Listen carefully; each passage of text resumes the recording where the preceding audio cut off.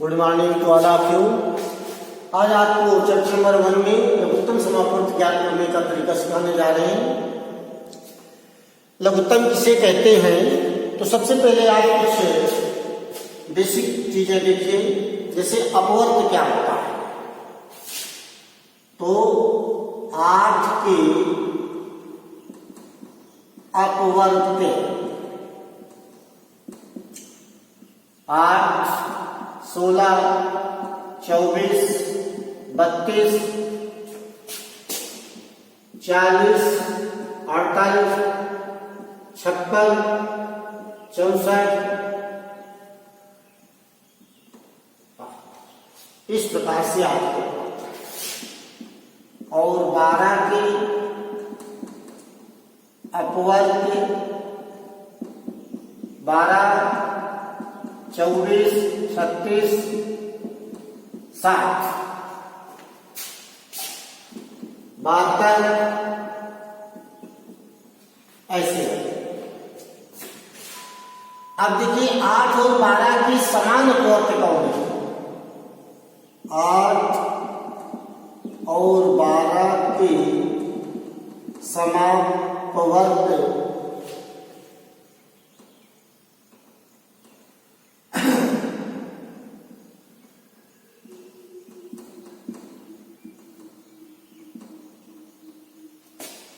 देखिए 24,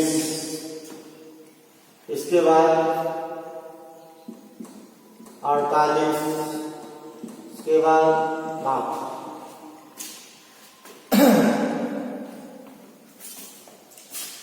तो ये हो गए आपके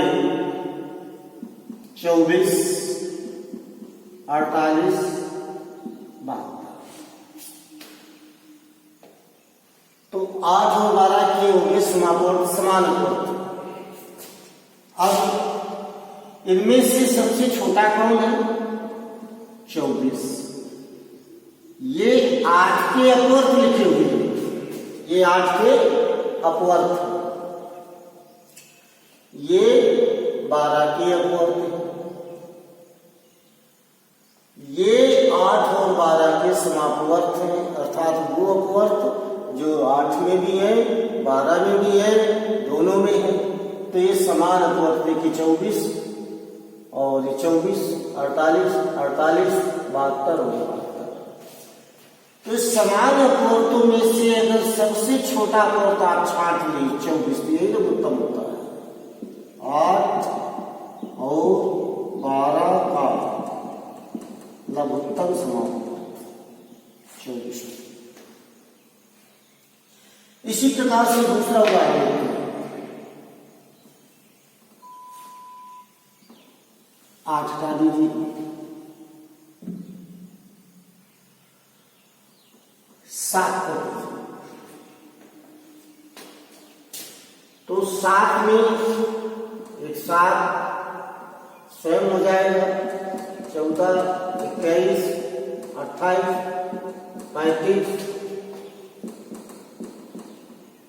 49 ऐसे अपवर्त। अब 14 के अपवर्त लिखते हैं।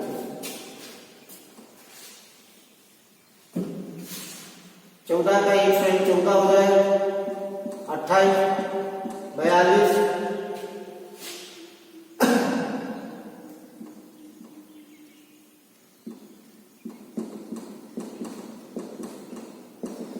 इस प्रकार से 14 के। अब 7 और 14 के अपवर्त समापवर्त देखिए। तो देखिए कोई मिल रहा है, स्वयं 14, फिर 28, फिर 42, 56। तो इसमें सबसे छोटा अपवर्त कौन है? 14।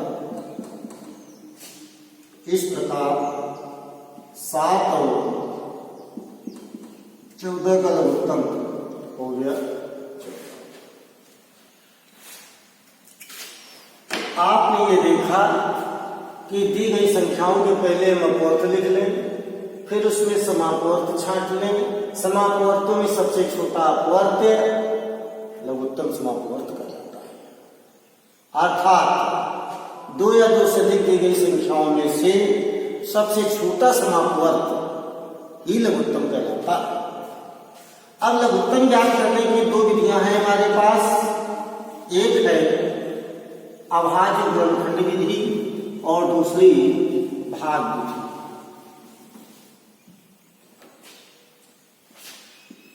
तो पहली विधि है अभाज्य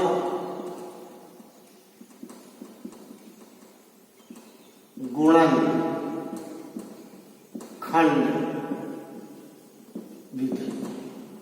अभाज्य गुणनखंड विधि में क्या करते हैं कि दी गई संख्याओं के हम अभाज्य गुणनखंड कर देते हैं। जैसे मान लीजिए 16 और 24 का प्लस, तो 16 के अभाज्य गुणनखंड हो जाएंगे 2 गुणा 2 गुणा 2 गुणा 2 गुणा 2 गुणा 4 गुणा 2, ये नहीं करते अभाज्य गुणनखंड। इसके बाद 24 के अभाज्य गुणनखंड 2 गुणा 2 गुणा 2 गुणा 2, तो लासा। तो जो गुणनखंड आपके शामिल हैं, सारनिष्ठ हैं, वो आप लिख दीजिए। इसके बाद ये नहीं शामिल है, इन्हें भी लिखिए, और ये नहीं शामिल है। ये हो गया 2 गुना 4 गुना 8 गुना 16, 16 16 16 32 16 तो आपका लघुत्तम समापवर्त प्राप्त होगा। अभीष्ट लघुत्तम समापवर्त हो चुका।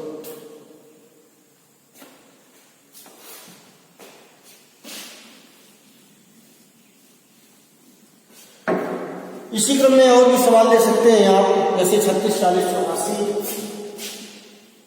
36 40 40, तो इनके अभाज्य गुणनखंड करना है। 36 तो 2 गुणा 2, 2 दूनी 4, 3 12, 3 40, 40 तो 2 गुणा 2, 2 दूनी 4, दूनी 8, 45। इसके बाद 84 तो जाएगा 2 गुणा 2, 2 दूनी 4, 3 12, 12 24। इस प्रकार से 36 के बाद गुणनखंड 2 गुणा 2 गुणा 3 गुणा 3, 40 के बाद गुणनखंड 2 गुणा 2 गुणा 2 गुणा 5, और 84 के बाद गुणनखंड हुए 2 गुणा 2 गुणा 3 गुणा 7। तो अभीष्ट लघुत्तम समापवर्त क्या होगा?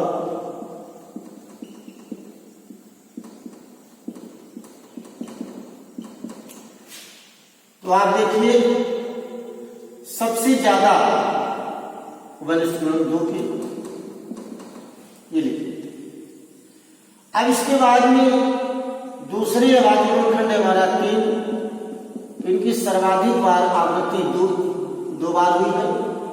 इसके बाद में 5, इसकी सबसे अधिक बार आवृत्ति 1 ही बार हुई, और ऐसे सब। तो हमारे जो अभाज्य गुणनखंड होते हैं उनमें जिनकी सबसे ज्यादा बार आवृत्ति होती है उनको लिखिए। जैसे 2 यहाँ 3 बार हुआ, यहाँ 2 बार, यहाँ 2 बार, किंतु सबसे ज्यादा यहाँ 3 बार। 3 बार में क्या होता है? 3 यहाँ देखिए 3 गुणा 3 2 बार आया है, यहाँ पर 1 बार भी नहीं, यहाँ पर 1 बार आया। तो सबसे ज्यादा बार जहाँ पर आवृत्ति हुई है वो लिख लेते हैं। फिर इसके बाद देखिए 5 यहाँ आया है, 1 बार इसकी आवृत्ति है और यहाँ नहीं है, तो सबसे ज्यादा 1 ही बार है, ऐसे 7। अब इस पूरे का गुणनखंड करें, 2 दूनी 4, दूनी 8, 3 24, यही 12, 7 गुना 35, गुणा कर लीजिए। 5 दूनी 10, 5 सत्ते 35, 36, 3 दूनी 6, 3 सत्ते 21, 0, 6 6 12, 3 अभी 4 और 5, और इस प्रकार से 2520 ये लघुत्तम समापवर्त प्राप्त हुआ। तो ये थी हमारी अभाज्य गुणनखंड विधि। इसके बाद में हमको पढ़ाना है भाग विधि। इसी सवाल को हम भाग विधि से कैसे हल करेंगे, देखिए नंबर 2, भाग विधि से लासा ज्ञात करना। तो भाग विधि से हम लघुत्तम समापवर्त कैसे ज्ञात करेंगे, देखिए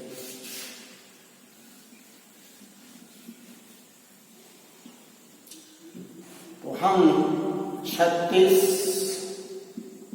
40 और 14 इस तरीके से लिख लेते हैं। और फिर हम सबसे छोटी संख्या 1 को छोड़ करके 2 से भाग देना शुरू कर देते हैं। तो हमारा जो 2 से पहाड़ा शुरू होता है, तो 2 देखिए 2 से भाग देना शुरू करें। तो 2 एकम 2, 2 अट्ठी 16, 2 एकम 2, 2 16, 2 चौको 8, 2 दूनी 4। और इसके बाद भी 2 से भाग जा रहा है, तो 2 ही से देंगे। 2 9 18, 10 21। अभी भी 2 से जा रहा है, 9 5 20। जो संख्या 2 से नहीं कट रहे उनको पूरा पूरा वैसे ही उतार देते हैं। 21 2 से नहीं कट रहा है, पूरा उतार देते हैं। अब देखिए हमारी 2 से अब कोई संख्या नहीं कटेगी, तो हम 3 से भाग देंगे। सबसे पहले 2 से भाग देते हैं, जब तक 2 से कटता है तब तक 2 से भाग देते हैं। इसके बाद 3 से भाग देते हैं। यदि 3 से नहीं कटता है तो उसके आगे वाली संख्या पर विचार करते हैं। यहाँ पर 3 से कट रहा है, 3 का 9 नहीं कटेगा, उतार लीजिए 3 से 23। अब इसके बाद में 3 से भी एक बार और जाएगा, 3 एकम 3, ये नहीं जा रहा है।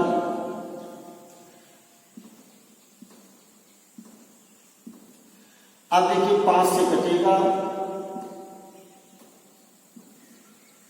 फिर अब 7 से इन संख्याओं में भाग में जाता है, उनको वैसे उतार लेते हैं।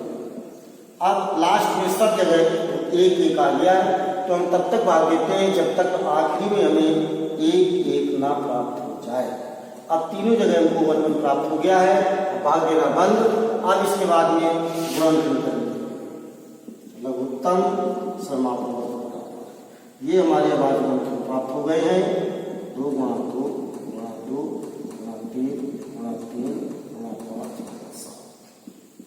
तो 2 दूनी 4 दूनी 8, फिर का 24 3 7 बना 25। तो ये 2520 अभी प्राप्त हुआ था, वही प्राप्त। इस प्रकार से हम भाग विधि एवं अभाज्य गुणनखंड विधि की सहायता से लघुत्तम समापवर्त ज्ञात कर सकते हैं। तो इसके लिए आपको अभ्यास पुस्तिका से दूसरे सवाल लगाना है, जिससे अधिक ज्ञान अर्जित कर सके।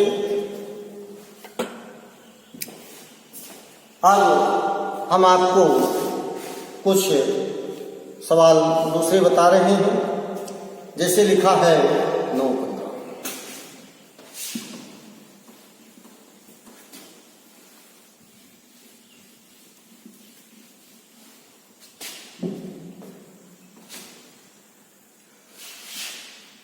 9 की अपवर्त लिखिए। 9 के अपवर्त, 9 के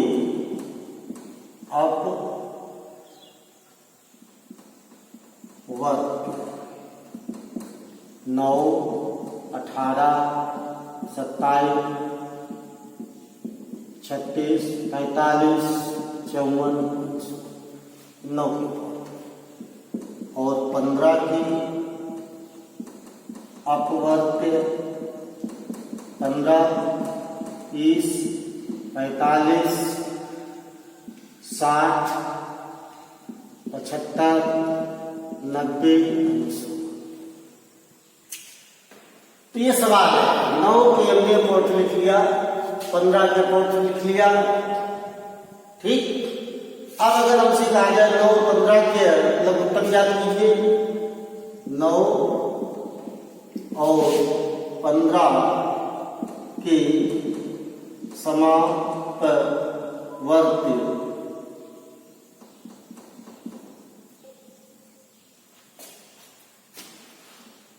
कितने हो गए देखिए 45, और 45 के बाद तो 66, 63, 72, 89, 99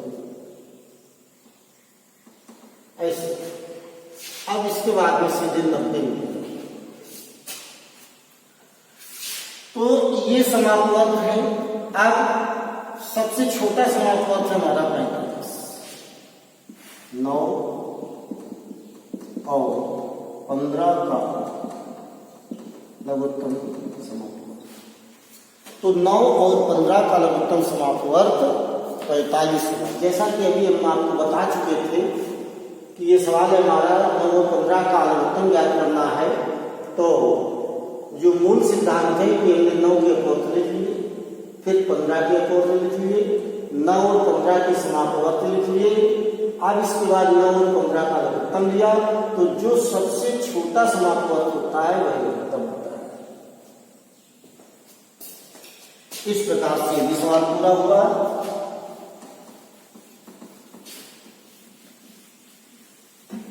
और इसी श्रृंखला में आप आगे सवाल लगा सकते हैं।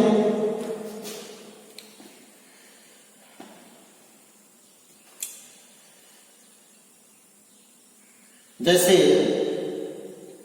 22, 123, 418,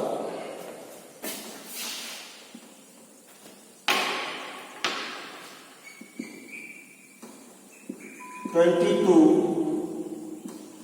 121 और 1।